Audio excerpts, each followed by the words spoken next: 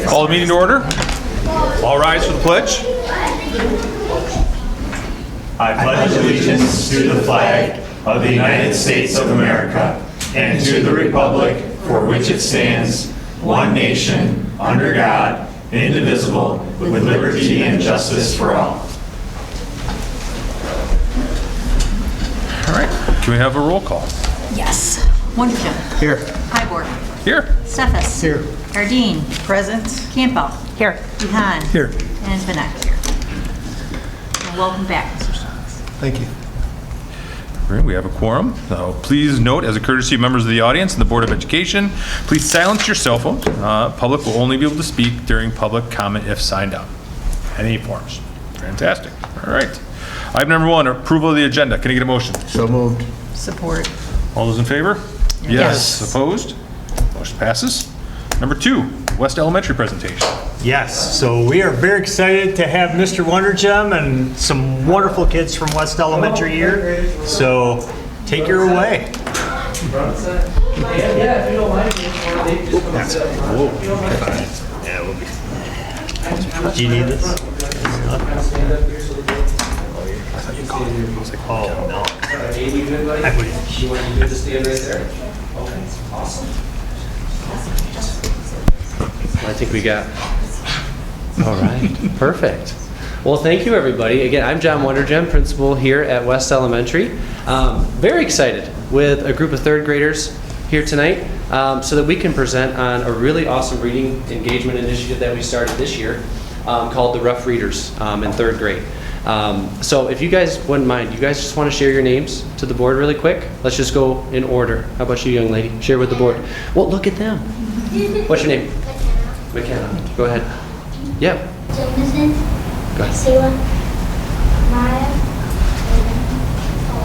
Aiden and Owen. Yeah. So these third graders especially, I mean, all of our third graders have really loved this program that we started this year. But when I reached out to teachers too, it's really you guys that they said really stood out as kids. They get really excited about that every Friday. So we wanted you to come and share a little bit more about that excitement with us here tonight. And then one more person too that I just need to introduce. This is Pam Van Fleet. Her granddaughter used to attend West. Now as we got out of the district, she's also a family friend as well. And she is with the West Michigan Therapy Dogs. That kind of is our connection to getting this started. Pam, I don't know if you wouldn't mind just maybe sharing a little bit about just the program and what you guys do. Sure. So first of all, West Michigan Therapy Dog, we have to do 8 weeks of training to become certified therapy dog and certified handler. Rough Readers is one of their main programs, and I just feel that it's really important. It has not infiltrated Grandville schools yet, and I wanted to be able to do that. And so getting with John and making that happen has just been, I think, just really inspirational for us and for the kids, and I'm hoping to get more Grandville elementary schools involved with it. And we didn't introduce, this is Gus. And this is Gus. Gus is a 3-year-old mini Bernedoodle, and he loves to read with kids. Yeah. And and I can talk a little bit, of course we'll get into it, but when we started, we thought maybe we'd have 3 to 5 teams every other Friday per class. We take turns, right? 1 class per month, twice a month in third grade.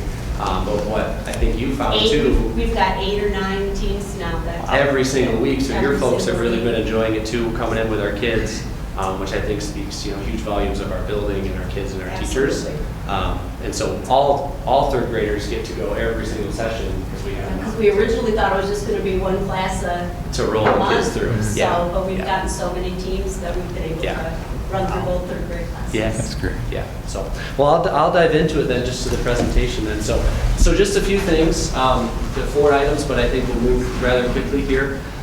Just a background as to why we felt like at West we wanted to implement this, why with our third grade group, and then kind of the research that goes behind why this might be an effective thing, a good thing for our kids. You'll find too that a lot of what our why was heading in, the research just naturally matches up with it. So we were very pleased to see that. We'll just describe a little bit about what the structure looks like. Got some pictures. Of course, we want to see that, and then just a chance for our students to share a little bit more about the experience with it. So just heading into kind of the why. we felt like this was the right thing to implement, and then for this group. So Pam had actually reached out in the fall about this, and we're of course really interested and excited about implementing it, but just a matter of time, right, and getting the school year going. So right after winter break, we felt like our current group of third graders, all of our kids, we're just so incredibly proud of and the growth that they make. But this group in particular, across the board, from kindergarten to where they are now, have shown tremendous growth.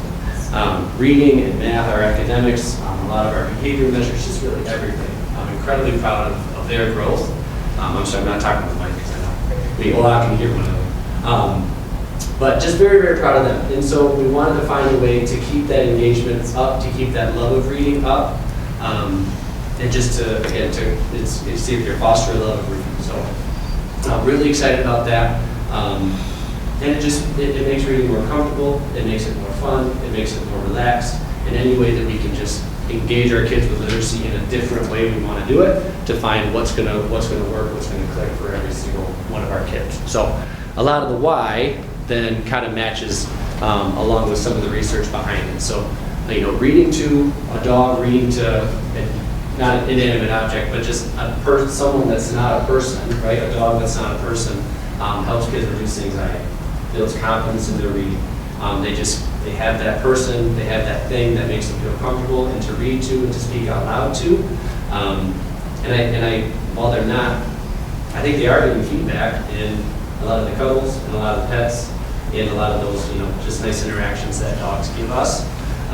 We also can see too improvements in a lot of the skills behind reading, fluency, comprehension. There's not those interruptions that maybe take place naturally with teachers, right? Our job is to give feedback, and rightly so, but they're just reading, they're just talking, and the dog is there, and they're just going, and they're feeling good about it, and the better they feel, the more that you're doing it, the more practice you get with reading, the better you get, right? That's so true with so many things. And increased motivation. The more that you're doing things like this, it just helps create positive associations with reading. It makes reading something fun and something you want to do more, right? And so, again, a lot of the reasons why we want to do this matched up with the research behind why it's a good thing. So how it looks is that every other Friday, we have groups of our teams of our certified handlers and their therapy dogs. They come in. We set up our library. Our library is not being used on Friday, so it's a big wide open space to have our kids come down. They spread themselves out around the library. Before they come in, if they can kind of do their business outside, we will do that on the front lawn. We had fire drill. Can we clean up? Yeah, we do. We're good about that. We had a fire drill, for example, on Friday, and that all went very smooth. So Pam was on a cruise, so she wasn't here on Friday. But everything went very well. The handlers are always so great to work with. Again, love being in the building. So they'll come down and they set themselves up, and then we usually rotate about 8 to 10 minutes. Our teachers just send the kids down. They know right where to go. They just find the dog that they want to match up with for the day that's available, and they just start reading and going. And then the next group of kids comes down and bumps them out back to class. It's just a really smooth thing. I'd say probably about 1:45 to 3. Yeah, we Yeah. start at 1:45, Yeah. and we're always, depending on how many dogs, but we're always done by 3. Yeah, so it's, for a Friday afternoon too, anything on a Friday that way is just a nice relaxed way to end the week. Friday afternoon, the kids are still engaged in reading activities, right? Near the end of the day, I think that's a pretty cool thing too, as the week comes to a close. So yeah, that's basically our structure. And yeah, we talked about that asterisk there of we plan for each class initially. We've had so many teams that want to come in every week that we're rolling every kid through every session, which is really cool. So I got some pictures there. Maybe you guys are in these. Aiden, I see you right there. That's you with Gus, isn't it? Right there on the right. Yep. Oh yeah, Gus is all snuggled up to you, isn't he? Yeah, so you can see we got a variety of dogs, a variety of breeds that come in. Oh, Maya, there's you. Yep, there's Gus. Gus isn't like Gus is very popular. Gus is the star. I actually got a sticker from Miss Pam that I put in my window in my office. I'll have to show you guys. He's very popular. He's all over the building. So that's just a little bit of a snapshot into what it looks like. But Amaya, I think that's an awesome picture, right? Just smiles, happiness, right? Around reading, being with the dogs. Do you remember what that Amaya, do you remember what that fellow's name is? Slash? Oh, that's cool. Slash. Does he play That's the cool. guitar? Yeah. That's awesome. And it's fun. Every week they walk in kind of in like a parade. They walk in through the front door down to the library, and they always walk out in a fun parade. So really cool. Parade. Okay. So that's basically everything that I have, but the most important part, we want to hear from you guys. Okay? So I got one of three, you can answer all these questions, you can answer one of these questions, but here's what I'm wondering from you guys. Why do you enjoy reading with the dogs? Okay, that's one thing. You could say which dog is your favorite, either by name or by breed, okay, because it's hard to remember all the names and why. Or how does reading to dogs make it more enjoyable to you? So, who would like to go first? Owen, step on up, buddy. Yeah. What do you want to say? Can I do one question on that one? So You just- can. You may do it however Ready you for would that like. microphone, Sorry, man. Yeah, you do whatever you need. Do you want to Want a stand on a chair? chair? Oh, Okay. There. that's right. I didn't know. You got her. Do your knees. Yeah. Okay. Owen's gonna answer all three. Okay. I enjoy reading with the dogs because you have somebody else to read with and pet with while you read it, which makes it more enjoyable. And Awesome. my favorite dog is Arlo, and why is because I've had him a bunch of times at the library, at Grandville Library, and I've done, yeah, and reading to dogs is more enjoyable because you that's basically the same. Same question. It is basically the same. Yeah. It's the same question. You know what? You got All you are. it. Kind of the same question. Okay, who else? Who's next? Who wants to share? Skills. You can come to the microphone. You can just use a big voice. What am I calling? McKenna, what do you think? Come on up. You can stand, kneel on the chair. What do you think? I enjoy reading with the dogs because I like seeing all the different dogs and being able to read with them. And my favorite dog is Cooper because every time I see him, he jumps up and says hi to me. Who's next?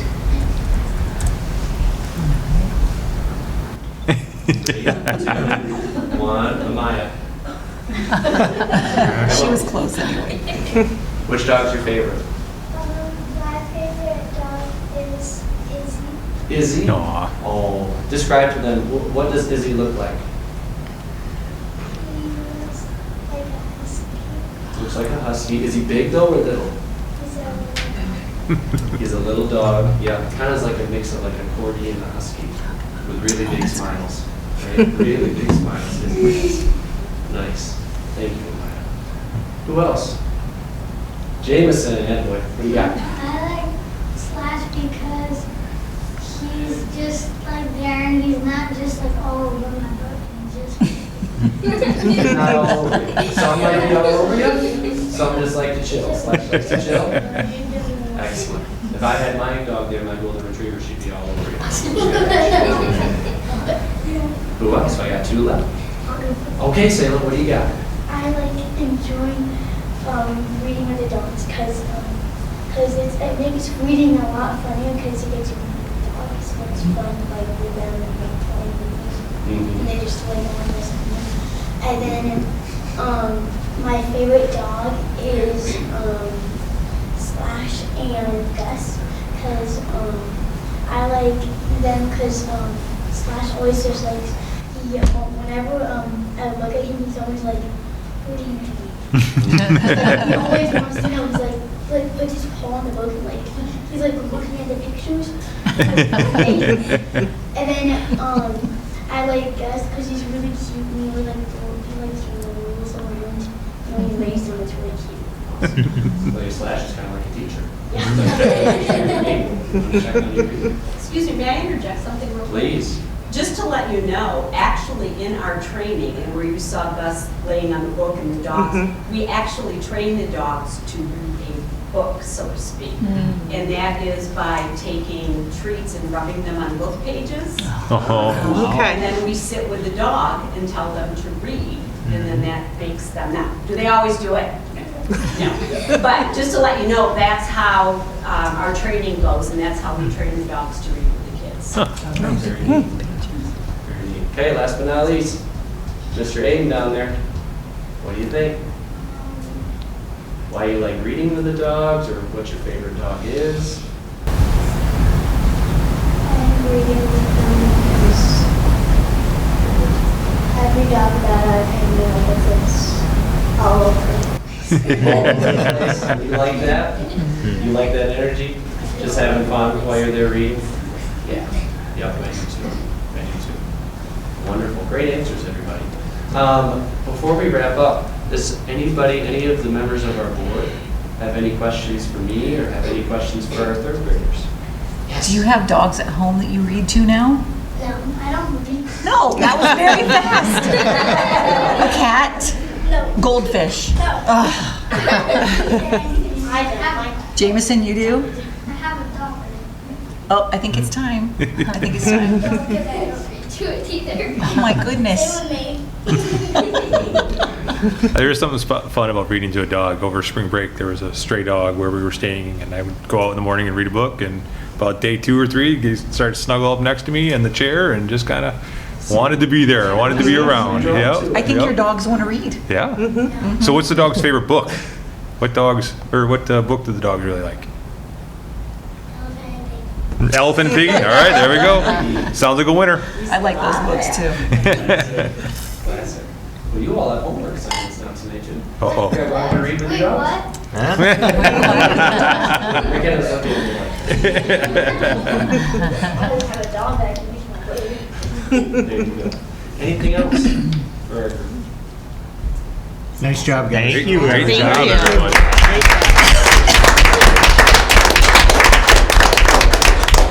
Thanks for sharing. yes, thank you all. That was great.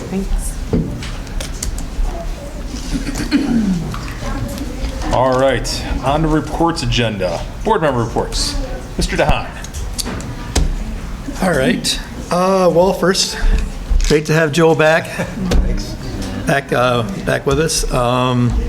Few general things is like from the 31 AA money. I don't know if I'd mentioned it before, but I had contacted Luke Muirman, who's my representative, and they said that they would look into it and so on. But I've found out that he's not running anymore for re-election, so there's another candidate that is having a meet and greet tomorrow night out in the Allendale area. So I'm going to go. I plan to go meet with. I'm going to go ask him his question about that and see if he's ever heard about it. So that's going to do that tomorrow night. I've mentioned this before, but traveling for work last week, I was in Dinuba, California. Like after work, I want to try and find a place to walk. So a lot of times I'll try and find a high school and walk their track. And it's surprising, like Dinuba, I went to the high school at 6 o'clock at night. The parking lot's locked. Fence, 10-foot high fence all the way around the whole campus. Nobody in there, can't get in. It's crazy how that is. And it was that way in Florida also, that the difference between like our community here and what we can do in our facilities versus Florida and California, the two places that recently that I've been. So it's nice to do that here. And then just following up on Michelle Thomas, I follow the cheer boosters on Facebook, but just to call out the parents, like they're constantly posting in there that they're working at Van Andel. I don't know if they have a booth that they do every event, but it seems like they're at almost every event. And so, I know that from the cheer standpoint, with everything they do, it has to take an incredible amount of money. And that's a lot of dedication from the parents to do that, to do that fundraising. So a shout out to them. So that's it.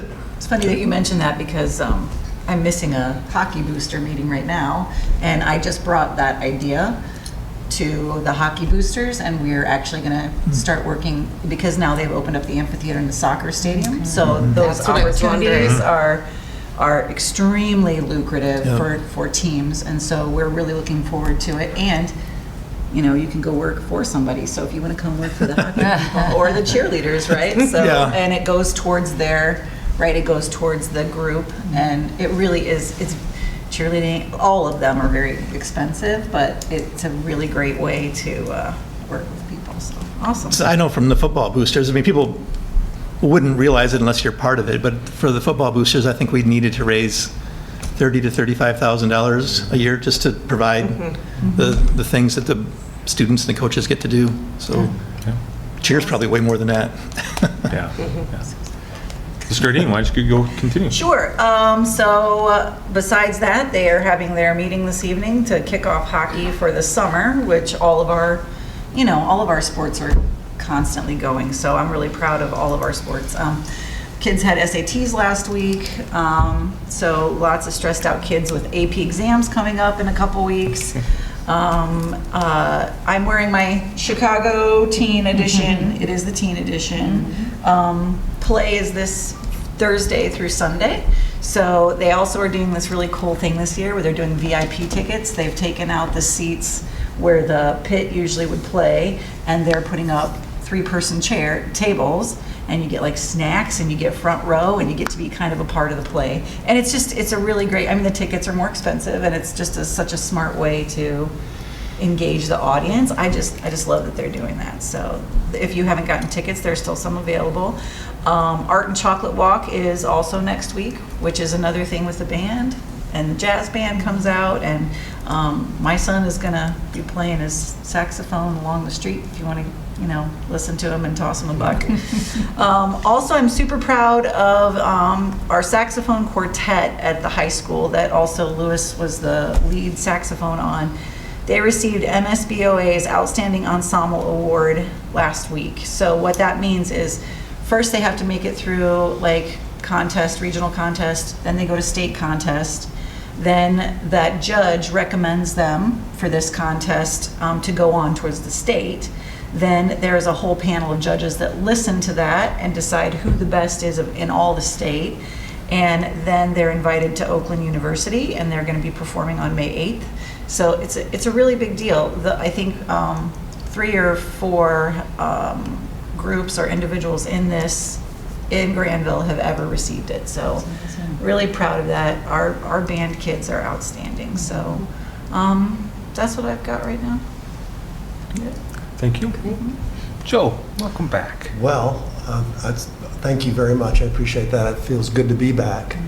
I've been out of the game for a while, so I just wanted to say thank you to all of you for your thoughts and your prayers over the last month and a half or so. So I appreciate that. Other than that, I don't have a whole lot to offer. So It's all right. Thank you, guys. Appreciate Great to it. have you. Bob. No report. Sally? I have had the chance to go to a bunch of the girls' soccer games, which has been a lot of fun. We're soccer people in our family, and so I've taken my grandsons with me because they love to watch soccer and critique. So even though they're this high, but anyway, so that's been fun. They've been doing really well. I've never been to a game at the new field. Because when my kids were playing soccer, they were over at Grandville, so that's kind of cool, nicely done there. I am going to the teen version of Chicago, and I'm looking forward to that. And then this week, I'm also going to be going with my grandson from South, and we're going to be going for one of his days of week-long experience immersion at the Grand Rapids Art Museum, or not Art Museum, Public Museum. So I'm super excited about that. The only other thing that I just would like to comment on publicly is just how much I appreciate all the input that we've had regarding, hiring our new superintendent.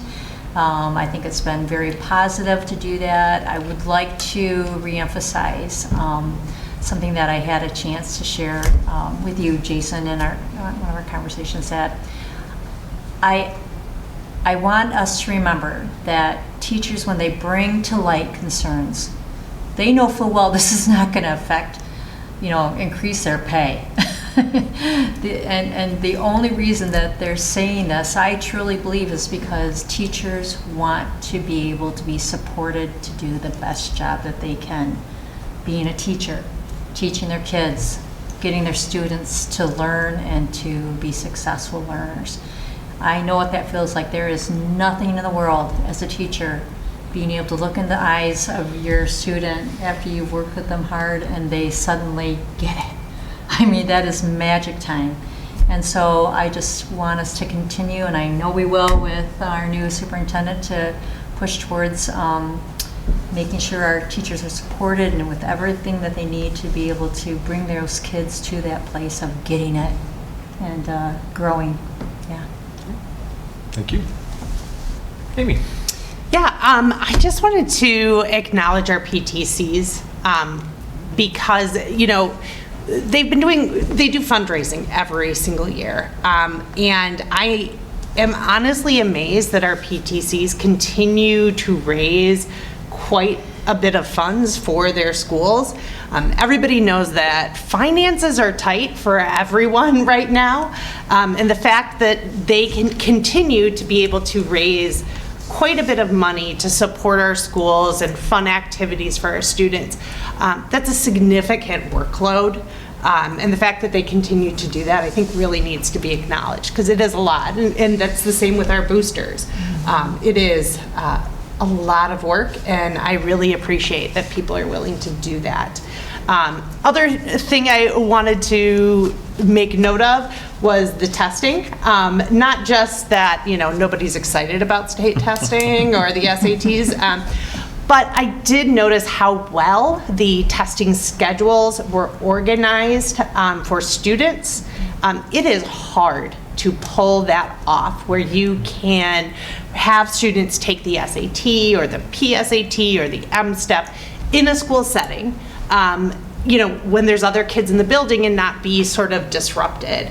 It's very complicated, and I just was really impressed with that. I told my daughter when I had to take the ACT back then, I said, we used to have to come in on a Saturday and do that. And it's impressive. It takes a lot of organization, and so that I was happy to see that. And a lot of tech support too. Yes, the tech support, the Chromebooks, it's a lot. So so that's all I have. Great, thank you very much. Again, just welcome back, Joe. It's great to have you back. It is good to see you here. So Appreciate that. good to see you. They had an opportunity. One I don't know, it was Tuesday night or so. Went over to the high school, and I got women's or girls tennis. And watched some of that against Jenison. That was fun. Walked over to the baseball field, watched the boys play Gull Lake. Walked past the big stadium, and rugby, I think it was playing East Kentwood, I think was what it was. And then into the high school to watch some of the boys volleyball play West Ottawa. So I was able to kill a whole bunch of them at once. So but it's just so fun to see. I mean, spring, I know it happens all year round, right? But I mean, with spring in the air and everything like that, to see so much activity at the high school and so many things going on. I tried to get over to the theater to see if they were practicing, but it didn't look like anyone was practicing at that point. I'm sure they were all playing sports, and they were until 11:30 tonight. Yeah, exactly. I think that's the thing. That's the neat thing, is so many of these kids are involved in other things too. It's not just theater. I'm sure they were probably out at a game somewhere just to come back and go to practice afterwards. So it's really cool to see that stuff. I can't believe graduation is right around the corner. I mean, I got my first grad invite today, or announcement today, so that's going to be coming quick and heavy on us. So buckle up, because it's a busy next month and a half. So that's all I got. Okay. Raj. Yeah, so I'll start off saying, Joe, it's so great to have you back. In the thoughts and prayers I know were there, but you, you did an amazing job with what you went through, and we're just, you showed that bulldog spirit without question. So we're just so happy to have you back. I'm happy to be back. I had an amazing vacation, better than it could have been, and thank you so much for supporting that. It took me a few days to, which was good practice for coming up here in July, but that phone, you just so used to 24/7, that phone, and it took me a little bit of time, but I broke away from that, and it was good to do that. And I just appreciate our administrative team. I didn't have to worry at all, and I knew that, but you guys are just phenomenal, and thanks so much. Yeah, so here we are, race to the finish. There's so, especially, we had the rain, and now the weather's gonna start getting a little nicer, and boy, the activities are boom, boom, boom, boom, all along, and it's just a nice culmination to a wonderful year. So really looking forward to that, and I know tomorrow I'll be doing what you did, be jumping around, seeing the different things that are going on, and just very, very excited about that. So you'll see in your board updates from here on out, I'll try to put as many activities that are coming for you as possible, so you can keep them on your radar as far as, senior awards, graduation, all those things that come at this time of year. So try to keep you posted. But if you have any questions about anything, give us a holler as well, okay? So, yeah, looking forward to it. It's going to be a great 6 weeks here, so. Great, thank you very much. All right, any old business? No business. Consent action agenda, can I get a motion? So moved. Support. All those in favor? Yes. Yes. Opposed? Passes. Our regular action agenda, 6A, the internet filter renewal. It is recommended the Board of Education approve the renewal of 5,800 3-year securely internet filtering licenses for a total purchase of $53,418. Can I get a motion? So moved. Support. Discussion. Of course, Walt's here to fill us in. Yep. So this is the renewal of the district's internet filtering system. Part of that is to be in compliance with E-rate. The federal government reimburses us for a portion of our internet connection. To be in compliance with that, we are required to filter that internet connection. Securely provides a Children's Online Protection Act compliant filter. It also, in addition to just basic internet filtering, it does, I noted it a little bit there, but it does a lot of other stuff as far as monitoring for things like cyberbullying, self-harm monitoring, all of that kind of thing, sending alerts to administrators when that kind of activity happens on a Grandville device. So it does a lot of other things than just filtering the internet.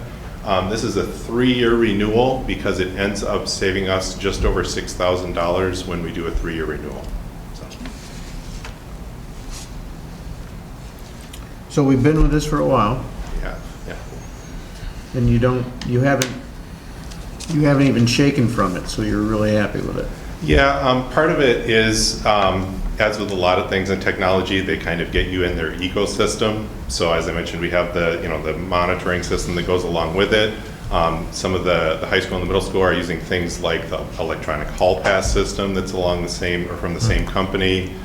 So there's a number of products that we use from Securely that all kind of become an ecosystem. So, Because of that, do we get any house discount, right? we Because do of get a discount as we add additional products. Off the top of my head, I don't know what that percentage is. I don't but need we to do. know it, as long as they appreciate the relationship that we have with them. They do. Okay, great. Walt, Thanks, how did the notifications work? So building administrators will receive an email notification when the system detects, certain keywords, certain activities. As with all things these days, there's AI that happens there in the back end that kind of monitors activities and sends an alert via an email to the building administrators. So it's just so something happens to a 10th grader, is it just the building administrators at the high school that get notified, or do all of the administrators get notified? No, it's just the building, Just the the building. principals and assistant principal. Okay. Been with Adam a few times when it's happened, and it's really cool to get that, because you can do so much. So you don't have to wait till that next day or next morning. You can do a lot right then and Right then and so there. yeah, it's a great thing to I'm have. familiar with Gaggle, which is a similar internet thing. I just wondered how Securely worked. Yep, very similar. Thanks. Sure. Any other questions? All right. All those in favor? Yes. Opposed? Motion passes. On to 6B, the Cisco Firewall Appliance Upgrade. It's recommended the Board of Education approve the purchase of 2 Cisco 3130 firewall appliances for a total purchase price of $270,153.96 from People Driven Technology. Can I get a motion? So moved. Support. Discussion. So as opposed to the internet filter, this is a network firewall appliance. So a little bit different there. This actually monitors the network and internet traffic in the district that comes in and out of the internet connection and scans it for things like security threats, malware, that type of thing. The existing firewalls that we have are still functioning. However, they were originally purchased back in 2020, and with all things technology, they are no longer going to be supported. So obviously, a critical piece of network equipment like the firewall is something that we want to be able to receive updates for so that it can be on top of those network security threats. So this purchase would purchase 2 firewall appliances. We run 2 appliances for redundancy. Just like we run 2 internet connections, we have 2 firewall appliances, so that with as critical as internet connectivity is in the district for basically all types of communication these days, if one of those firewall appliances go down, then it automatically fails over to the secondary appliance. Did you say the initial was purchased in 2020? Correct. 6 years, that's all, or 7 years is all we're getting on it? Okay. Is that how long these would expected to last then? Obviously, I can't Can't predict how guess, long yeah. Cisco's going to provide support, but I would hope we would get at least that amount of time out of them. Yeah. Okay. It seems like a lot from Cisco. You know, I feel great. With regard to this firewall and how, just a couple sentences is all I need. Well, with the amount of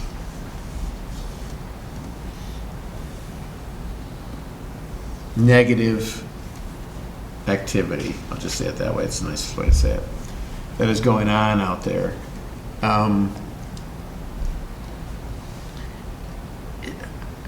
How comfortable are you that our systems are going to be held harmless for the most part?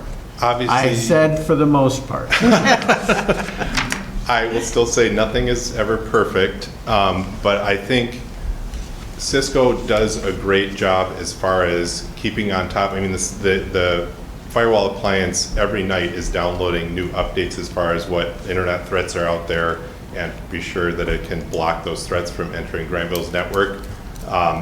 Not to say that we're better than other districts, but some other districts have run different brands of firewall appliances and have had some vulnerabilities not get caught by their firewall appliance, whereas a Cisco firewall appliance does. So that's one of the reasons why I recommend. Who does Rockford have? I don't know that off the top of my head. I can get that answer for you. No, it's okay. It's just something happened at Rockford. That's all. Well, I was wondering, you have that one package, the professional services package, or the 11,155. And then you had a number of things that were not included in the grand total. Is there anything off of that list that, if, your wish list, that you would have included on that? Not necessarily. The things that I left off, I didn't feel were necessary. The professional services, so there's pieces of network equipment in the district that myself and my team is comfortable implementing. So like a network switch fails at a building in a closet, my team is comfortable swapping that out and programming it and getting it up and running. Again, for something as critical as this, I want to make sure that when we're swapping it out to a new piece of hardware, the professional services team from People Driven might know something that I don't necessarily know, and we want to be sure we get that piece of equipment set up correctly. Sure. But there wasn't anything else on that list that you, if in a perfect world, you would have added to your... No, I'm confident with Okay, what we're cool. proposing. Thanks. Yeah. So Securely is a software and this is the hardware. Kind of, yeah. Securely is a cloud-based filtering solution. So, and then this is a physical piece of hardware that lives here at the data center. Gotcha. Any other questions? All right, all those let's take a roll call because of the amount of this. Okay, Benek, yes. Campbell? Yes. Hybor? Yes. Stefas? Yes. Gardine?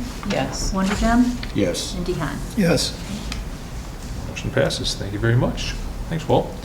Item number 6C, it is recommended that the board select 4 members to represent KIASB Board of Directors. Discussion. Oh, I'm sorry, can I get a motion? Sorry. So moved. Okay. Support. All right. And this is a common thing that pops up for us. You can see the candidate pages there with the candidates. You can see there's 6 open seats with 4 candidates running, which means there's 2 vacant seats there. The 4 people that are mentioned, of course, you have their candidate pages here so that you're able to have a decent idea of who they are and what they do and what they're about. So, yeah. Any questions? So not about selecting the 4 people for the 6 For the seats, 6 obviously. seats, yeah. But I'm curious, there with 2 vacant seats, is Yeah. there an advantage? I just think about collaboration with other boards in terms of learning new information, different things, that one of us sort of maybe look to go to one of those board seats, those vacant seats. I'm just curious, if people find that beneficial, have we ever done that? We've had, Tim Griffhorst was on the Okay. ISD. Steve Zinger. Board, Steve Zinger. That's it. Yep, was on the ISD board. And, separate board, obviously if you're on that board, you're not on this board. But I think it's very, my experience being at their board meetings and the dialogue with some of their administration and their board there, that, obviously it's very helpful for West Michigan. It's always good to have a local flavor on that board. I think Tim and Bob, I think you can speak to this probably better than any of us. Tim always had really good big picture West Michigan insight, and yet he could provide them with that local flavor of different components. Okay, So, okay. Especially when it comes to the west side of 131. Right. That's one of the things So, I was yeah. curious about. Although there is a board member from Kennewa Hills, so that does yeah, there's sort of. somewhat nearby, and they usually have a pretty diverse group of people from different places. But I think it's always good to have people nearby and to have a local flavor if possible on that board. I think it's very beneficial for the local district to be heard and for us to be able to get insight from somebody we know lives in our community. Right. And I'm assuming this is sort of a subgroup of MASB, or is this separate from MASB? Yeah, Completely separate. Okay. Yeah. Okay. So this is like Kent's Association of School Boards. Right. It's not. It's the association from the 19 school districts. Are you obviously excited? You're going to volunteer? Just throwing her name in there. That's what it No, sounded like to me, Jay. I just thought I was curious, and I thought, is this something that's beneficial for us to have that kind of information? Yeah. I think had it not heard of is. this before. Was Tim so- formerly on the Grandville School Board, and then he moved on towards, okay, all right.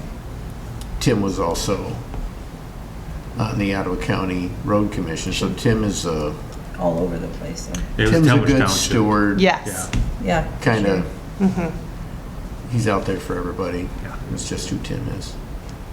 Well, and I'm assuming this isn't the school board for Kent ISD. This is the No. Association of It's School the Boards. association's board. So it's, okay, I just want to make sure. I was And clear. essentially what they do is they plan all the different meetings for the most part that Okay. happen. Gotcha. So obviously being 4 candidates and we choose 4, really not much to do, right? Do we just, We need to vote. perfunctory vote? Yep, vote. To approve all 4, or do we Yeah. vote individually? How do we, trying to think, how do we do this when it's, Well, we select the 4 board members. The board gets everybody selects 4 One vote. members? One vote? Right. Yeah. So do you want a Yeah. separate recommendation? No. All right, so these are the 4 members. So just to approve these 4 members. All right. All those in favor of approving these 4 members as the board, or as the Kent Intermediate Associated School Board Board of Directors? All those in favor say yes. Yes. Yes. Those Yes. opposed, say nay. Yes is that. All right, there we go. 101. All right, high school CAD lab. That is 6D. It is recommended the Board of Education approve the purchase of 31 HP Z2 CAD workstation computers from CDW-G in the amount of $63,952.07. Can I get a motion? So moved. Support. Discussion. Back. So this is the replacement of, the high school has a computer-aided design class, multiple classes actually, and this is the replacement of the computer hardware in that classroom. The computers that are in that classroom right now were originally purchased during the summer of 2017. So we've gotten quite a bit of mileage out of them. Because CAD is something it's still pretty, high-tech, cutting edge, we want to be sure that we have the latest computer hardware in there so that it can support the latest software that kids are using to learn those skills. This is just the replacement of the CPU. The computer monitors that are in there they're 4K monitors. They're still pretty state of the art, and the mouse and keyboard that go along with those are in good shape too. So this is just the replacement of the computer hardware itself. I mean, we got our money's worth. Yeah, we're getting to a point with the ones that are in there where we're having a hard time finding parts and stuff to keep them going. So that's why they. What's the reliability? The fact that you're saying that we're trying to get parts. Are they overall reliable machines still? Yeah, they're overall reliable machines. We've had good luck with the HP Z2 platform, which is why we're kind of sticking with that product line. But we don't tend to have a lot of failures in there, but with the age of the machines now, we're starting to see some failures there where like a graphics card is going out. We can't find a graphics card that fits in that machine anymore. So. And we haven't had any issues with software compatibility on the current systems? Not yet. The current version of AutoCAD and the other CAD software, SolidWorks, still runs on the hardware, but. That was just be my question. How does this connect to other pieces of equipment we have in there? I assume maybe do we have this hooked up to like 3D printers and so forth? And what's the next domino to fall because unfortunately, right, nothing ever stays compatible as time goes on. There is an individual 3D printer in there. It's not directly hooked to these machines. Okay. So they do things like they design something, they'll put it on a thumb drive and then take it over and plug it into the 3D printer. There is a big, large format printer that they do design work and then they print out that. That should continue to work. It's more recent actually than the machines that we're replacing. Okay. Brent, I'm going to ask you, put you on the spot. How much longer will CAD CAD operators be around before it's taken over? Well, all of our engineers do their own CAD work. We have very few. We have, when I started, I didn't do CAD at all. I mean, we just had a CAD group that did it, and we've transitioned that probably 20 years ago that all the engineers did all of their own CAD work, and then we have just a handful of CAD experts that can fix things that engineers break. But it's like when we interview people now for engineering positions, it's pretty much just expected that they know some form of a CAD, and I don't see it going away. The calculations that the engineers used to do are now kind of built into CAD modules, so it's all in one. And like ours is the conveyor systems and the stuff that we used to do by hand or with a separate program. It's all built into the drawing package now. Do you see AI taking over some of that as because they talk about coding going away because of AI? That's something that we've really been talking a lot about. It will have to, but a lot of our work deals with so many of our product lines that are 20 or 25 years old and retrofits and things like that. So it'll take a while, but that's definitely, I mean, our company is investing a lot of money into doing that to reduce the number of engineers we need. So. Interesting. Just that I ask. But it's a huge advantage for students to have this coming out of high school because from, interviewing people that are going into engineering in college, like, I don't know that they necessarily even have CAD classes in college. Their colleges just expect that they know a CAD software or they teach it themselves. Cool. Thank you. Any other questions? All right, let's do a roll call again. Okay, Duhan, Yes. Benek, yes. Campbell. Yes. Wondergem. Yes. Gardine. Yes. Stefas. Yes. Hybord. Yes. Motion passes. Thank you. 6E, Qualifying Professional Development Committee. It is recommended the Board of Education approve the following staff members to serve on our District Qualifying Professional Development QDP or QPD Committee. You can read it all there. Can I get a motion? So moved. Support. All right. So we're going to turn things over to Scott, and he's going to talk a little bit about This was this. certainly a team effort. We all worked closely on putting this together. Our request today is out of Michigan statute requires the Board of Education to simply approve the committee. Here is our committee. We're excited about this work. Obviously, we've planned professional development for years. This puts a little structure to it in terms of what the state of Michigan considers a qualifying professional development committee. We always like the idea of collaboration and engagement with our staff, so you'll see there our goal for creating this committee was to include a wide variety of stakeholders as much as we could. One of the main requirements for the QPD committee is that it does have to be made up of a majority of teachers and or non-instructional staff. So obviously, we will have administrative representation from central office. John and I are listed on the committee, as well as some building principals. But we looked for a good cross-section of teachers from every building and or grade level. And that's the reason for the size of the committee, which we see some advantage in. That everybody will have some voice. It will be important. Oftentimes we plan professional development, as you can imagine, at elementary versus secondary, but at the same time, we want this committee, we're all driving in the same direction, to be a part of that and understand how work at the secondary level, particularly in and around our professional learning communities work, mirrors what happens at the elementary. It mirrors what happens in PE. Our PE teachers at the elementary level have done incredible work this year around their professional learning community design, around their standard, their teaching standards. Same thing that's happening in high school social studies, how they're digging into the 4 questions of the PLC.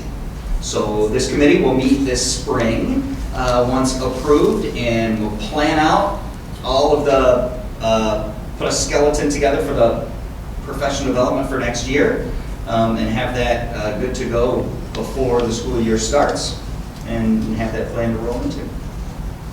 Scott, how are the teachers selected? So 2 ways. Mainly with the building admin. I worked with each building administrator to ask for kind of recommendations, and then they were invited. Those that had the capacity and desire to join this committee. Okay, great, thank you. Are your parapros, are they invited to PD days?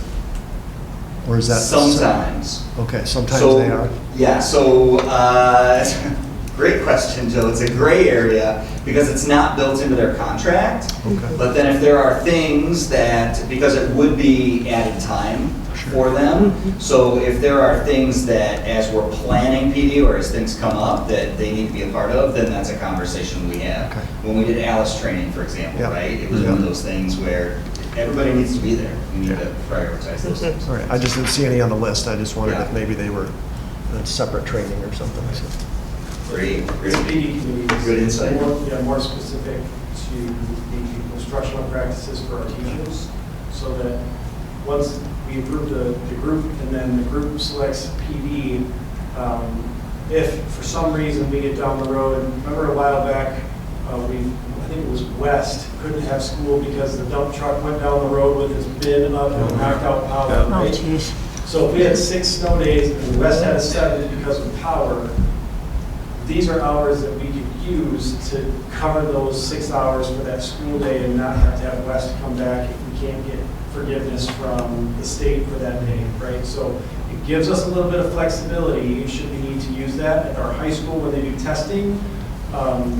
This gives us some flexibility for our students that are not testing to be able to be home, because this can qualify as instructional time because it's created by a committee.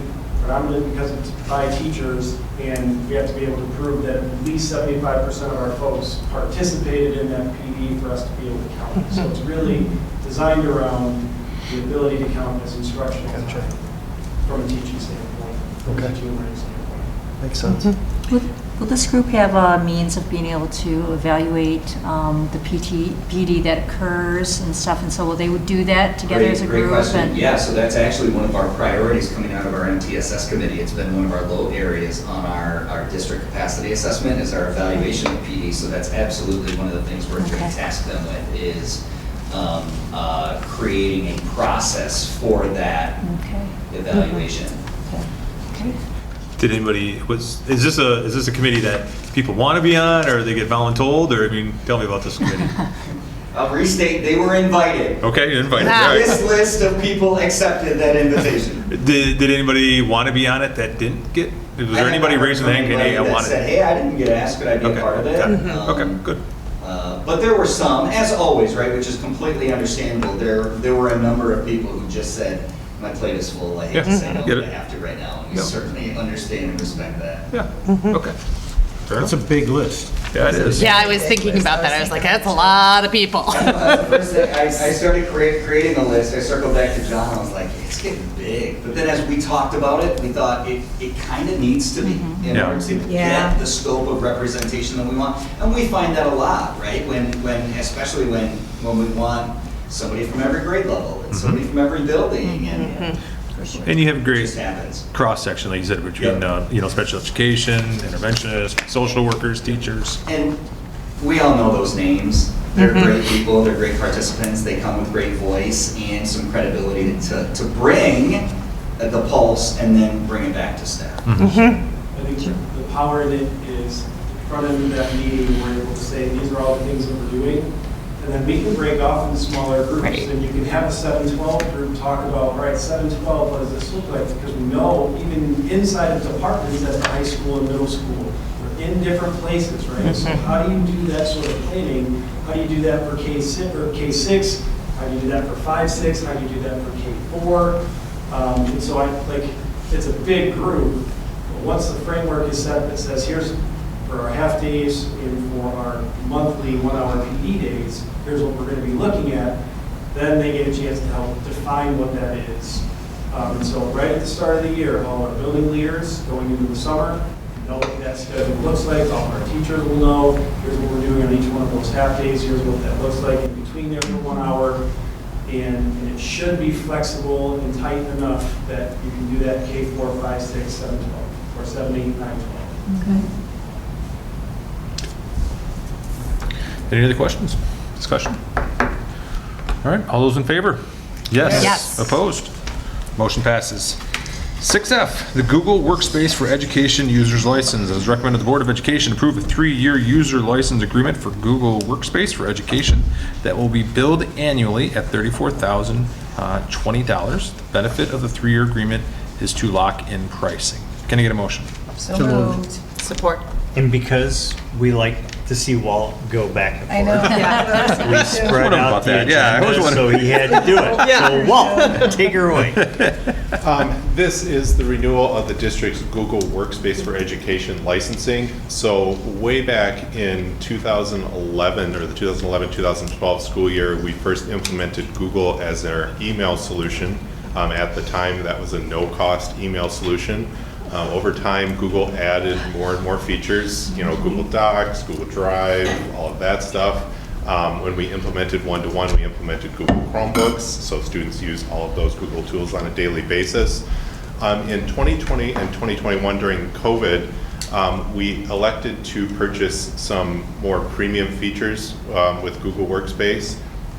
So teachers took advantage of those features to educate students during COVID and educate students effectively using their Chromebook. Over time, Google has added more and more features to the Google Workspace for Education license to the point that a lot of those features are critical now. So for example, Google Workspace for Education licensing gives me some security tools as far as email and how we use our Google system that allows me to keep all of those documents and systems secure. There's more storage that gets added when you have that Google Workspace licensing that teachers, store documents up in the cloud. So there's a lot of things that teachers and students use on a daily basis that comes licensed with the Google Workspace for education licensing. So this is the renewal of those features. Well, so in the description here, 3 years sub 10K, is 10K the number of licenses? Correct, yeah. So we can have up to 10,000 licenses for that cost? No, so we're purchasing, so the way they license thing, and again, Google changes things as time goes on, but when we purchased licensing during COVID, the way they license things were based on the number of student licenses that you purchased. So we purchased, for our licenses for our students, staff licenses were free. Since then, Google has changed that, so staff licenses unfortunately are no longer free. So we're basing the number of licenses that we're purchasing there at 5,800 to have our student population and some wiggle room in there, and then staff licenses with the number of staff accounts that we have in the system. So that's why the 1,200 and the 5,800 there. The 10K I think that you're seeing there is if we purchased more than 10,000 student licenses, that's probably the discount ceiling. Got it. All right.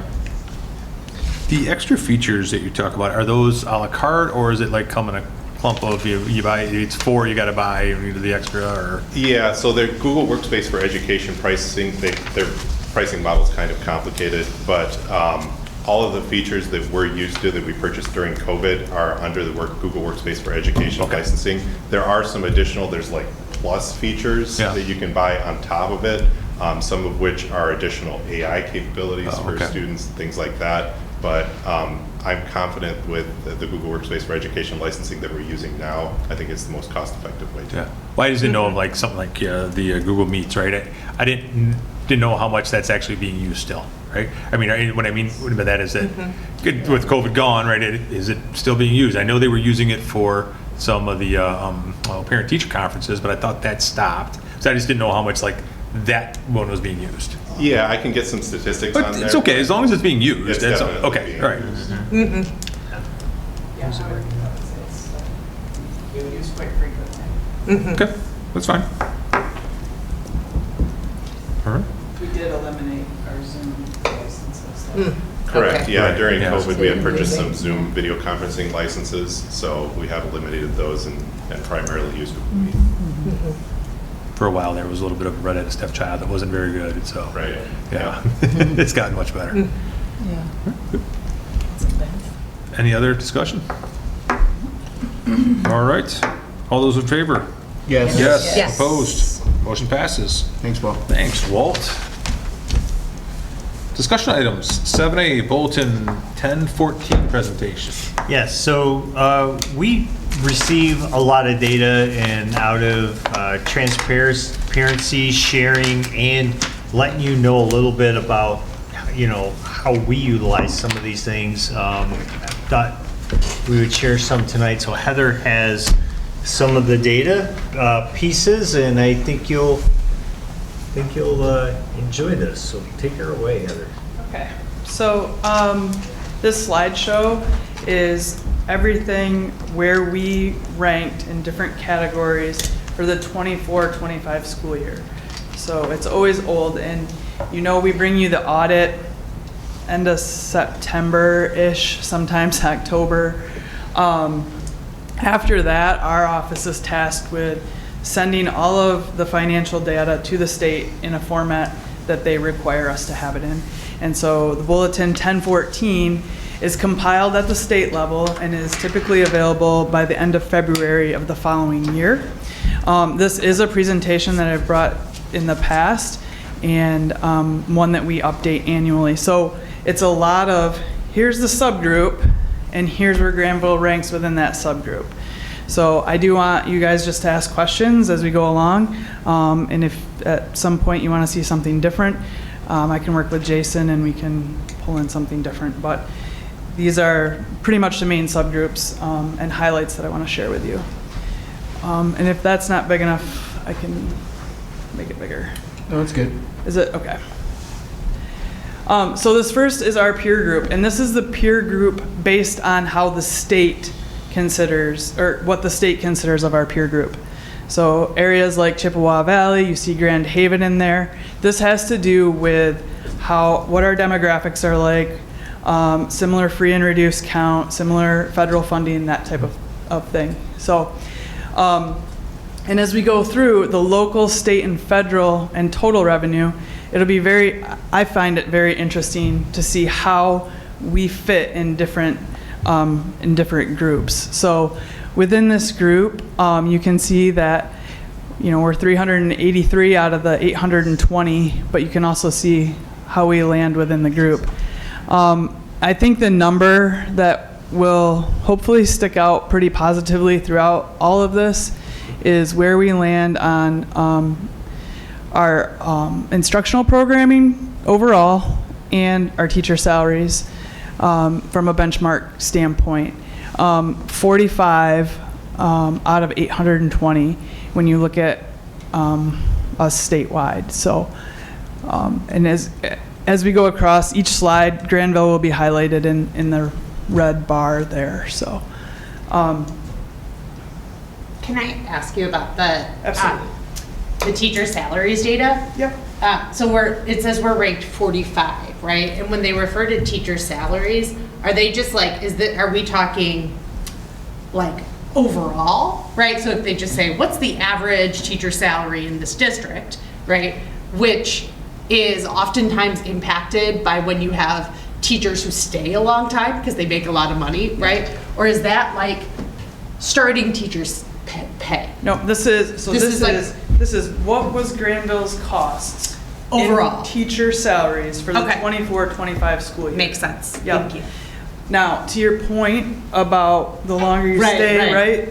Obviously, your costs go up. Oh yeah, yeah. When you look at, if you take, because we have 30 steps in our contract, and if you take it and you go 1 through 10, 11 through 20, we are pretty much a third. Makes sense. Which I think is actually pretty awesome considering that, that's where the number of people we are, right? So, no, that was a good question. And now we look at out of Kent County and how we rank out of Kent County, and so again, 24-25, everybody is negotiating their contracts at different points in time.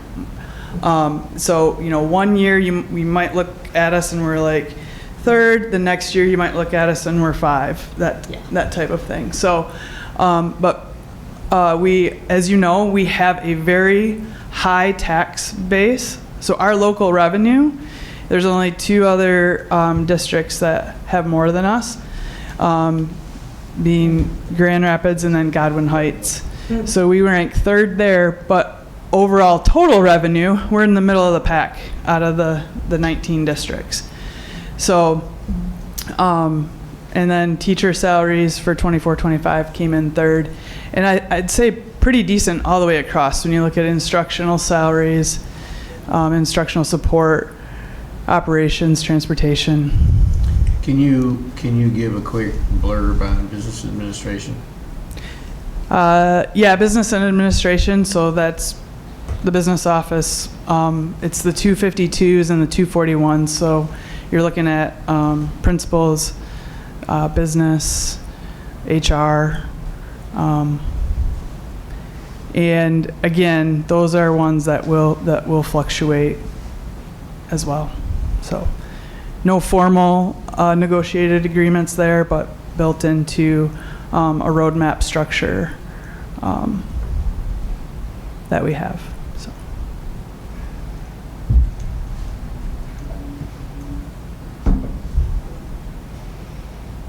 So when you look at like a Godwin Heights, is that because they have a lot of new teachers per se, or is it just their contracts? Their contract, they have been, traditionally have been one of the higher salary contracts in the county. It all, my mother-in-law taught there. Yeah. So 40 years ago, you wanted to teach in East Grand Rapids or Godwin Heights. Godwin Heights because they had GM money, and East Grand Rapids because they had the rest of the money. Yeah. That's how she described it. Yeah. But so they've been in that place for a really long time, and so they've continued to push in that direction. from the salary standpoint. It's a way that they are able to retain their staff, right? So if their staff want to go, then they've got to look at what they're potentially be able to make elsewhere.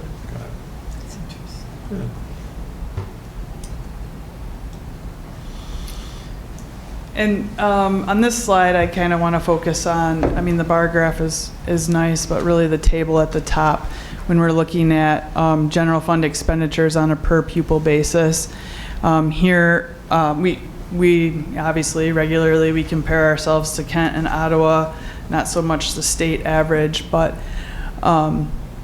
so from an expenditure standpoint, per pupil, we're spending around $15,500.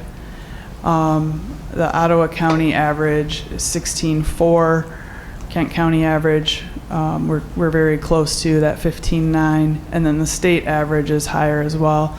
When we look at revenues, you'll see that we typically have to balance that out, and so that's part of the reason why we are lower on a per pupil expenditure basis than the other averages. So can you explain this one just a little bit more? So is lower good that we're not spending as much? Just trying to understand exactly. Budget based? It is, but it is budget based. It's budget based, and so I mean, we can't control that, right? Okay, well, that's what it is. Okay, just got it. This is what we're receiving.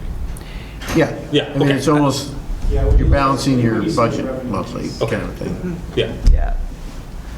So, well, it jumps to salary. Sorry. So, and you can see then too, based on the averages, how we land. Not only in 24, 25, but the last 5 years as well.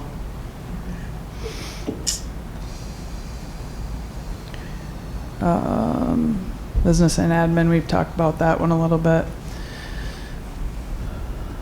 And then operations and maintenance as well.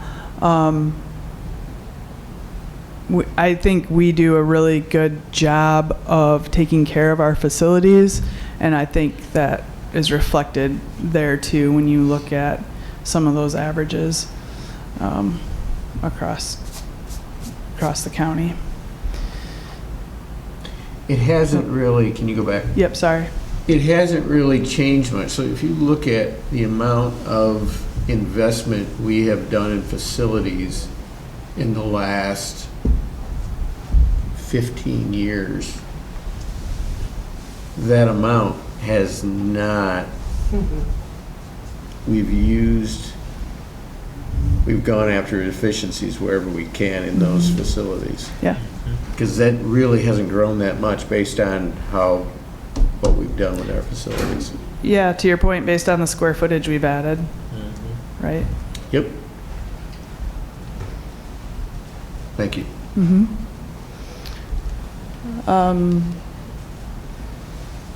Similar with transportation, we are a 40 square mile district, so it's pretty large.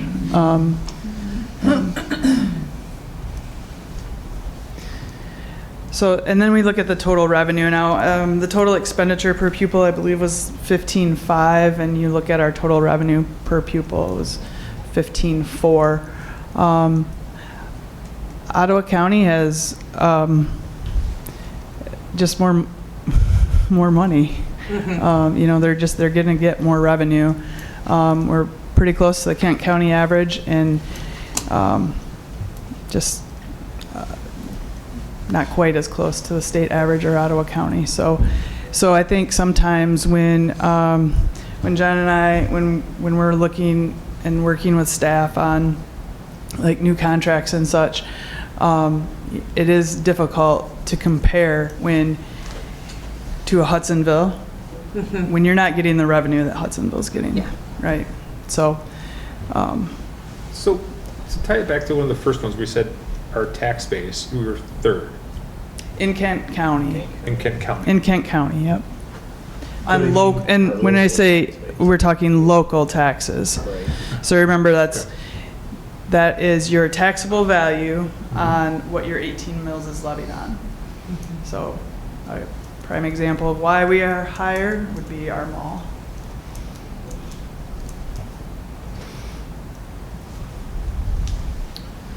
And then our federal revenue too, you know, a lot of that federal revenue is based on your free and reduced population, your census poverty. And I think we're running around 30% now for our free and reduced percentages. So,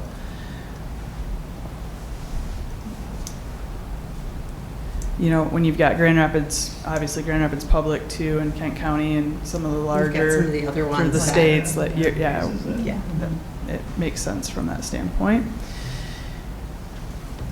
And when you look at state revenue, a lot of that is those extra categoricals that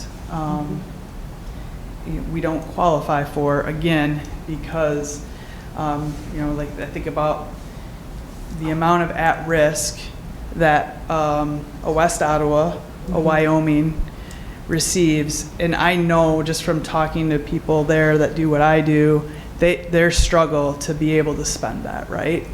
But that comes through on the state revenue side. And, you know, it's not that we don't have needs, we do.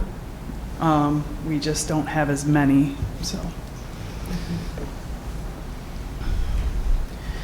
And there you can see on the local revenue side, but again, that is based primarily on that, what our taxable value is in the district lines there, so. But that is what I wanted to share with you, and just kind of like what we are looking at collectively as a cabinet when we're trying to make some of those spending decisions. And Yeah, Heather, could you touch on it a little bit? So give maybe, I mean, you just gave one, but maybe give another. As far as transparency, who else would have this data? I mean, it's on the state's website. We put it, you know, we have our own transparency website page too. I've given it to our teachers. You know, anybody, I mean, I'm willing to give it to anybody who would like to see it. I mean, like, there's some other categories too, so we could break those down differently if you need it. But Kent County, like the ISD, also takes all the county data and spits out a document for us too. But yeah, it's the hard part with it is, unfortunately, you know what's going on in your district and you know what it looks like year to year. But when you compare to others, you have to wait for that aggregated data to come out. So. Do you ever hear from the Mackinac Center for any summary information, or do they publish any reports? Not in a long time. To my knowledge, they're still grabbing it. They're now grabbing it off of like my school data and stuff like that.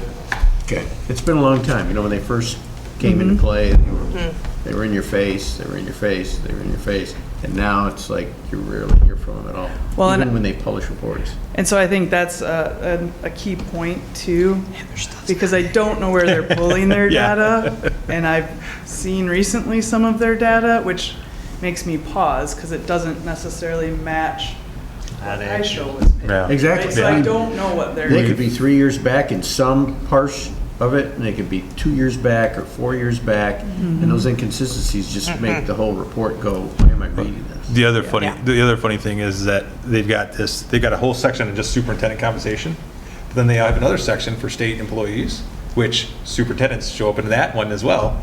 They don't match.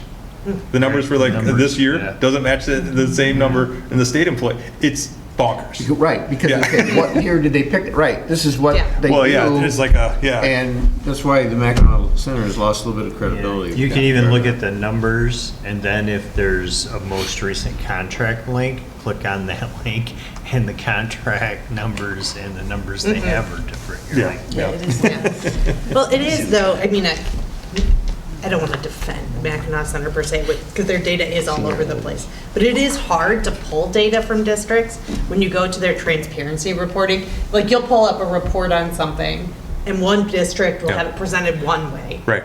And then another one, and a completely different way. And so when you're trying to collect data from publicly available sources, it can be really challenging to try and put it into a system where you can compare, because usually I find you can't compare. Right. You can't, no matter what, because they could take some benefit and they throw that into Yeah. salary, when in effect, it doesn't categorize it. Yeah. They're just bundling it up because it's easier for them to get the report, and there's no accountability at a Right. higher level to make sure all the aggregate's clean. Right, exactly. Yep. And no one has time to go sift through all Right, the they just take it individual and go, contracts. oh, okay, anomaly. Yep.